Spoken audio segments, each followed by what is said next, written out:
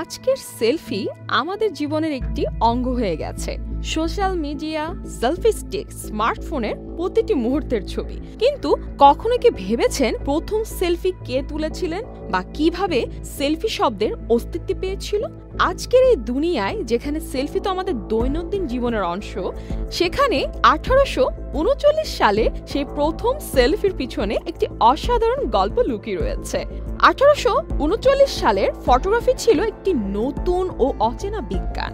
তখন ডাগেরোটাইপ পদ্ধতি, যা ফটোগ্রাফির প্রথম বাস্তবিক পদ্ধতি হিসেবে পরিচিত, তার মধ্যে সূর্যের আলোতে ছবি তোলা ছিল একটি বিস্ময়কর ব্যাপার। সে সময় ছবির এক্সপোজার সময় ছিল অনেক বেশি, তাও প্রায় 10 থেকে 15 মিনিট। রবার্ট কর্নেলিয়াস একজন উদ্ভাবক এবং রাসায়নিকবিদ ছিলেন। একদিন তিনি তার ক্যামেরা সেট করে লেন্স খুলে নিজে দাঁড়িয়ে থাকা অবস্থায় ছবি তোলেন। সুতরাং আজকের সেলফির শুরুর ইতিহাস এখান থেকেই, কর্নেলিয়াস প্রথম চিত্রের মধ্য দিয়ে।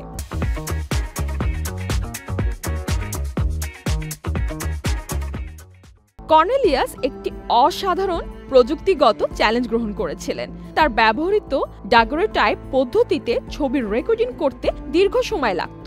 সে সময় এক্সপোজার সময় ছিল এত দীর্ঘ যে কর্নেলিয়াসকে একে অপরের দিকে স্থির হয়ে দাঁড়িয়ে থাকতে হতো। কর্নেলিয়াসের প্রথম সেলফির কথা মনে করলে আজকের সেলফি যে কত সহজ এবং স্বাভাবিক হয়ে গিয়েছে তা আসলেই বিস্ময়কর।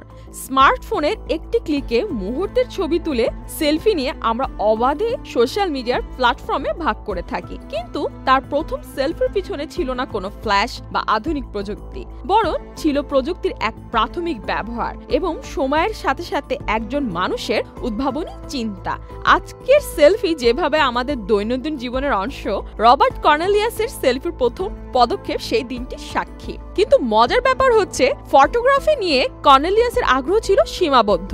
তিনি এই প্রযুক্তি নিয়ে পেশাগত কোনো ক্যারিয়ার করেননি। কয়েকটি সফল পরীক্ষা শেষে তিনি তার পরিবারের ল্যাম্প ব্যবসায় ফিরে যান। তবে তার এই অবদান ফটোগ্রাফির ইতিহাসে চিরকাল থাকবে।